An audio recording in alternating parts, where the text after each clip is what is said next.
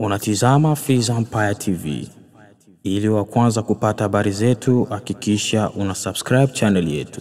Karibu sana mpenzi msikilizaji na mtazamaji wa Fizi Empire Television, kisima cha habari na burudani. Matumaini yangu ni mzima wa afya popote pale ambapo unaendelea kutusikiliza matangazo yetu ya asubuhi ya leo, tarehe 20/26 mwezi wa 3 mwaka 2025.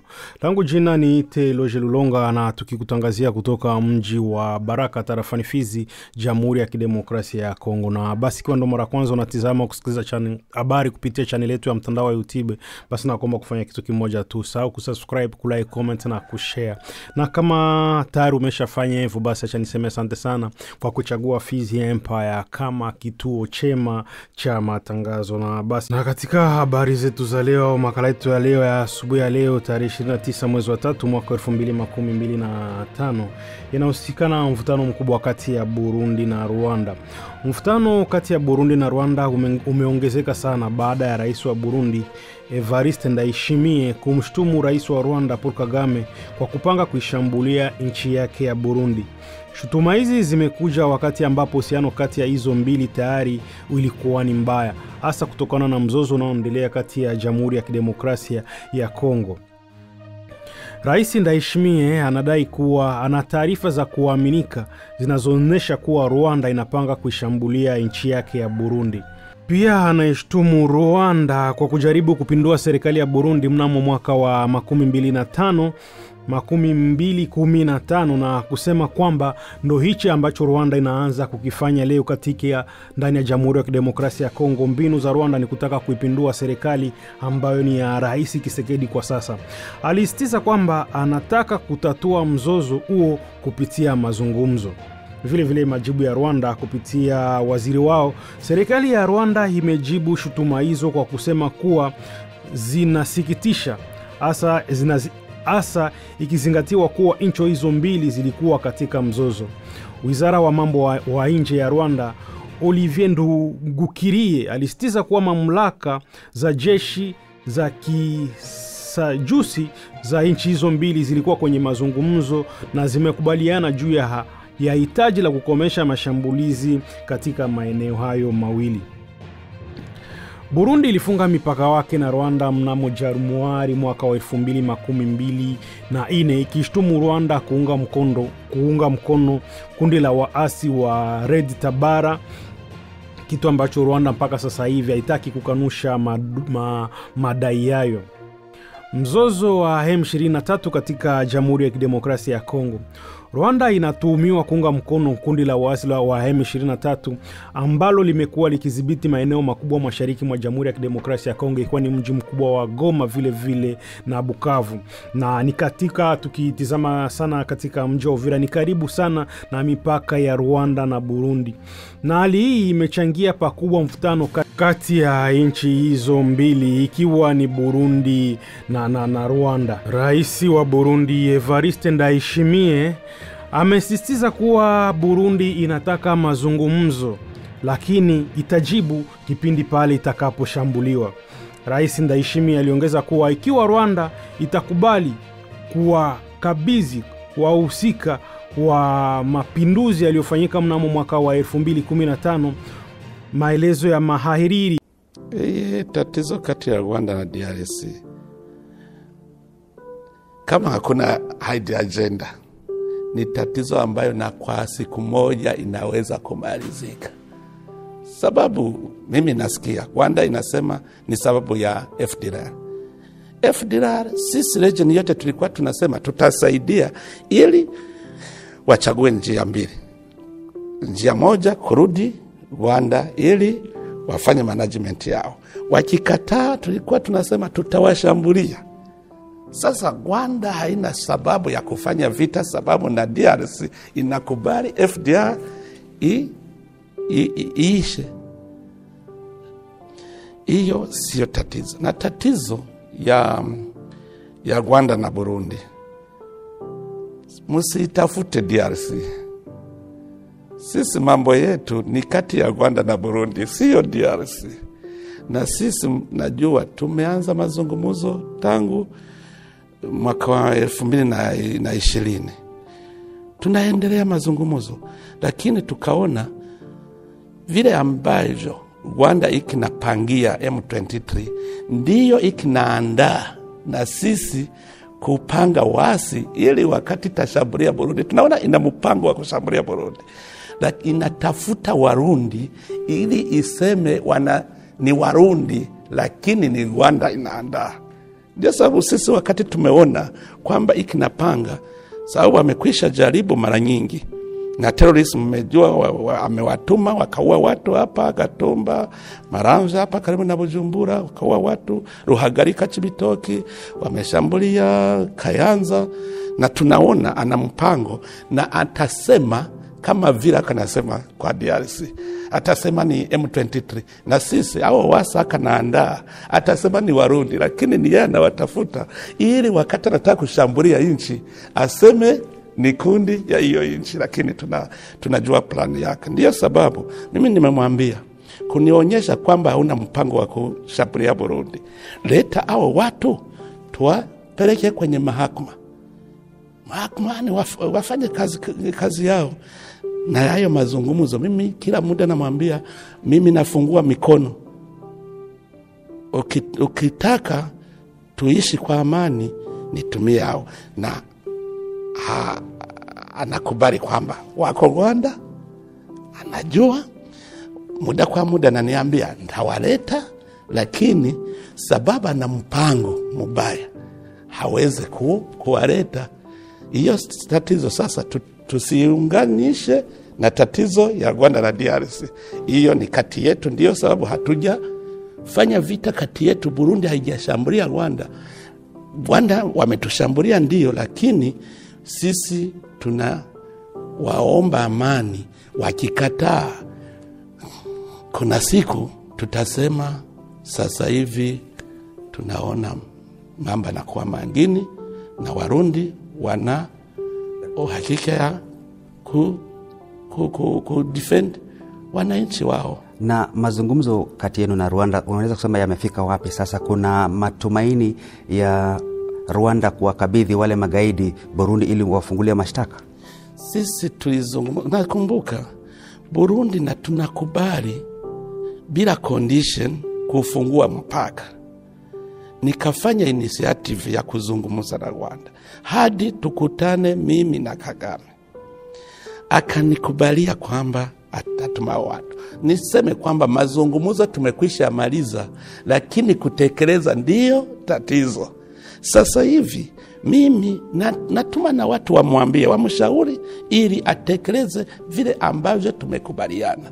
Sasa kusema kuna mazungumzo kati ya Burundi na Rwanda tumekwisha maliza zamani, lakini wakati ameanza hii vita DRC ndiyo tumeona anataka kusogelea mpaka wa Burundi ili iwe karibu kushambulia Bujumbura.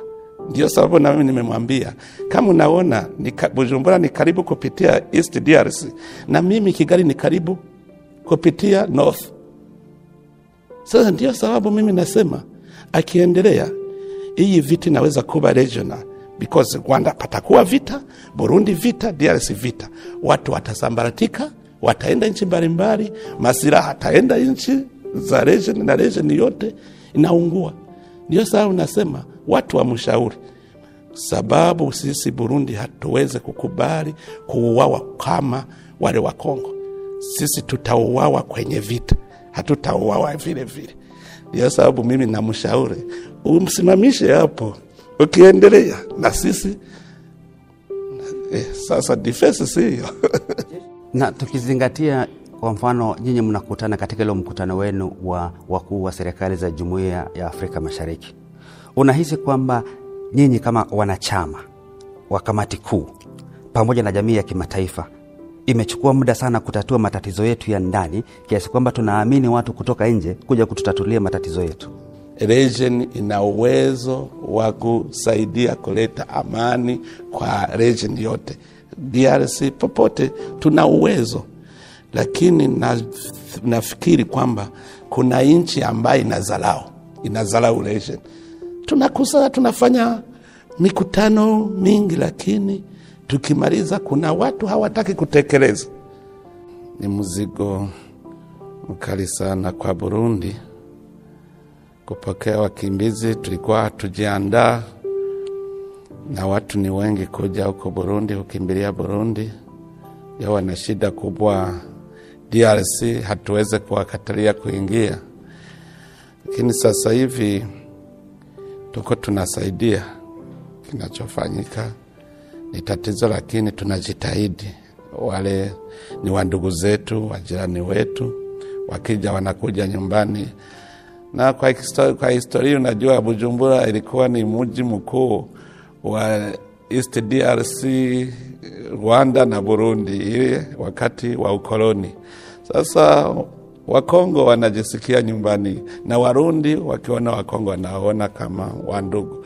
Na kwa ujumla unaweza kusema kwamba tatizo hili la wakimbizi limeweka shinikizo kiasi gani kwa utawala wako, kwa sababu pengine hauko umejiandaa na bajeti ya kuwakaribisha, kuwajengea nyumba na kadhalika? Naona sisi hatukuwa tumeandaa bajeti ya kuwapokea. Tunafanya siku kwa siku, tunatafuta chakula, usaidizi wowote. Naona watu wanachangia. Leo naona association fulani naenda inawasaidia. Kesho kuna wengine watu Warundi, kwa historia yao ni watu wana mapokezi mazuri, ni wanasaidia wageni. Sasa hatuweze kusema tumefanya bajeti yao, lakini mimi naona na Warundi wengi wanasaidia na serikali inasaidia. Tunafikiri sasa hivi hawajapata tatizo kubwa sana, lakini tunaona siku zijazo vitu kiendelea tutapata shida.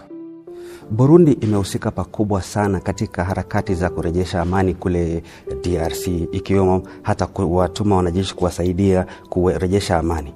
Unadhani hii mpango yote inaashiria nini hasa katika kulinda maslahi ya taifa la Burundi? Burundi DRC sio nchi ya kwanza Burundi nasaidia kurudisha amani. Najua sisi mwaka 2007 tuko Somalia. Nakumbuka Somalia ilikuwa nchi bila nchi, lakini wakati tumeenda tumesaidia sana Somalia. Central Africa tuko huko na tunasaidia sana, na DRC ni jirani, lazima kama wana tatizo tuwasaidie. Tumetuma jeshi, muda tumeenda tulikuwa tumesikilizana na region yote kwenda kusaidia jeshi la DRC kulinda amani ya waraia. Tulienda sasa hivi naona DRC kwenye region kuna Burundi, Tanzania na Uganda.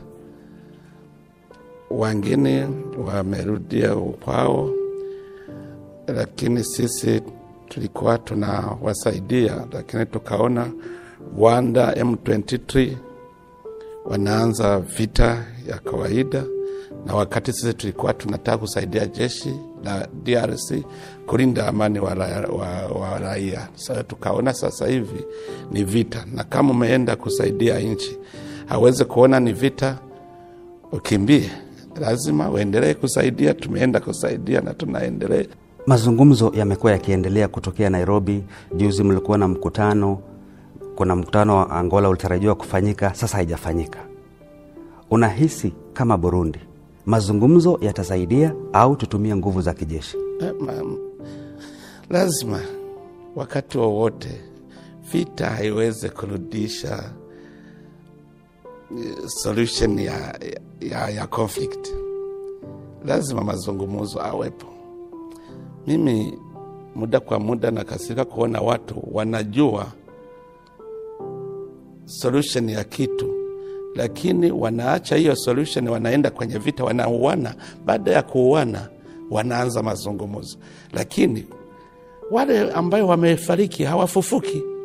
Ndio sababu mimi kila muda nashauri watu wafanye mazungumzo kabla ya vita. Wakishindwa na mazungumzo, ndiyo watu wanatafuta njia nyingine, lakini njia ya vita ni njia ya mwisho. Na sasa hivi mimi naomba wote wakubali kuzungumza ili wapate amani. Na kama unapata amani bila ushindi wowote, ndio muda munajenga nchi pamoja. Unadhani rasilimali zetu, hasa madini ambayo yanapatikana katika eneo hii, ndio inasababisha haya malumbano kiasi kwamba wengine wanaona kuna kundi ndogo linakula na wengine hawakuli? Tuna natural resources nyingi hapa kwenye region. Sione sababu gani sisi tunataka kugombana kwa bure. Mimi kabisa sifurahi kuona watu wanataka kuendelea na vita wakati tuna vitu tunaweza kuwa watajiri. Hizi nchi zetu zinaweza kuwa developed. Lakini kama kuna kundi moja inataka hiyo iwe kama ndio wananchi tu, hii inaleta vita. Ya vile rais wa Burundi Evariste Ndayishimiye ametoa maoni yake kuhusu hali ya wasiwasi inaendelea mashariki mwa Jamhuri ya Kidemokrasia ya Kongo, akilenga hasa kundi la M23 na uhusiano wake na Rwanda. Na haya ni maelezo ya kina ya Rais Ndayishimiye. Rais anadai kwamba mkutano uliopangwa kati ya Rais Felix Tshisekedi na Rais Paul Kagame wa Rwanda au kufanyika huko Rwanda, Angola kama ilivyokuwa imepangwa. Hii inazua maswala kuhusu uhusiano kati ya nchi hizo mbili na juhudi za kutatua suluhu la amani. Anataja kuwa Rais Felix Tshisekedi alikubali kufanya mazungumzo na wawakilishi wa kundi la M23, na baada ya mkutano huo waasi wa M23 waliondoka. Hii inaweza kuonyesha kuwa kulikuwa na mazungumzo au makubaliano yaliyofanyika. Rais Ndayishimiye anasisitiza madai yake kwamba M23 na Rwanda wana sehemu moja na wanashirikiana kwa pamoja.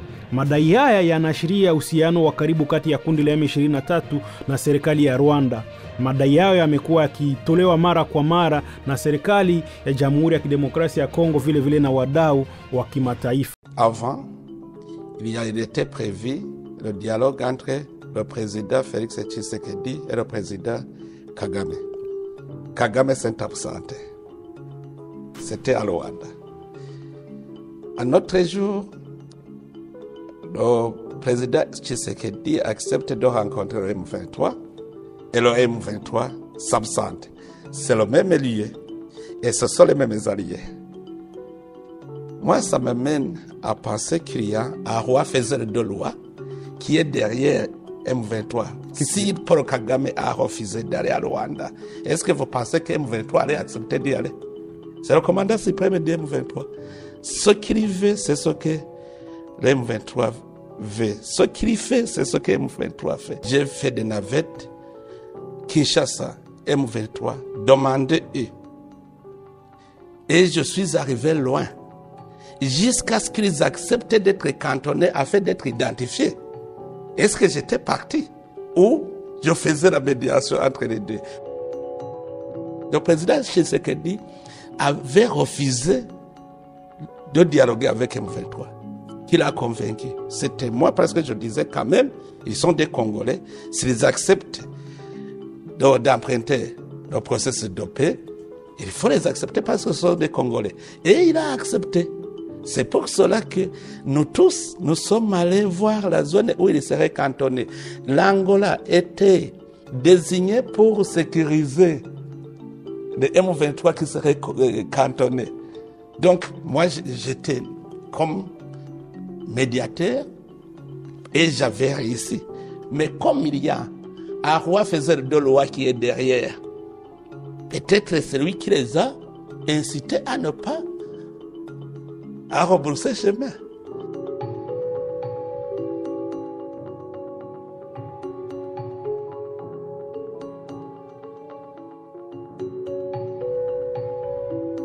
On a fait des négociations, on a abouti même à des accords. Mais quand il s'agissait de mettre en œuvre des choses sur lesquelles nous sommes convenus, le Rwanda a refusé. Plutôt, il a préparé ces criminels-là qu'il entretient pour faire le terrorisme au Burundi.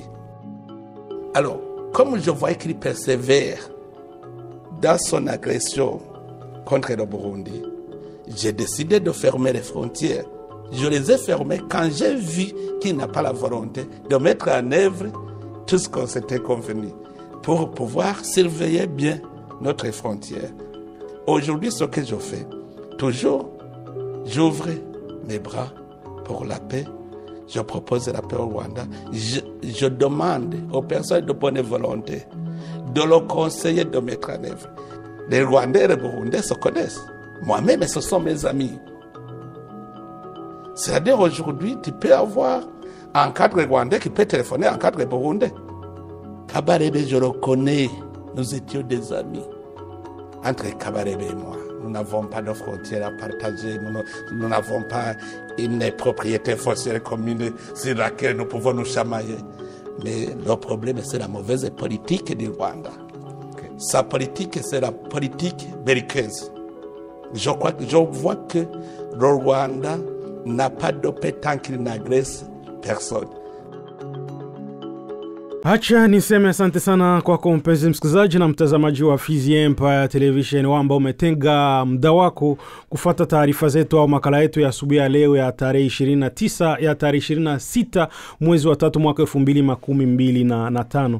Langu jina ni Eloge Lulonga, tukikutangazia kutoka mji wa Baraka tarafani Fizi ndani ya Jamhuri ya Kidemokrasia ya Kongo. Na basi kama ndio ulikuwa mara kwanza unatizama kusikiliza habari kutoka kupitia channel yetu, basi nakuomba kufanya kitu kimoja tu, sawa, kusubscribe, kulike, comment na kushare. Na kama basi umeshafanya hivyo, acha niseme asante sana kwa kuchagua Fizi Empire kama kituo chema cha matangazo. Najua mko wengi ambao mnaendelea kufuatilia habari zetu kutoka pande zote 4 za dunia. Basi acha tuseme asante kwa kuendelea kupatia Fizi Empire support, kwa kushare, Wafaransa wanasema kupartager, usawa kujiabone, kulike vile vile itakuwa ni vizuri sana. Acha niseme asante na tukutana kwenye matangazo yetu ya baadaye. Langu jina ni Eloge Lulonga na hii ni Fizi Empire Television, kisima cha habari na burudani. Unatizama Fizi Empire TV. Ili wa kwanza kupata habari zetu, hakikisha una subscribe channel yetu.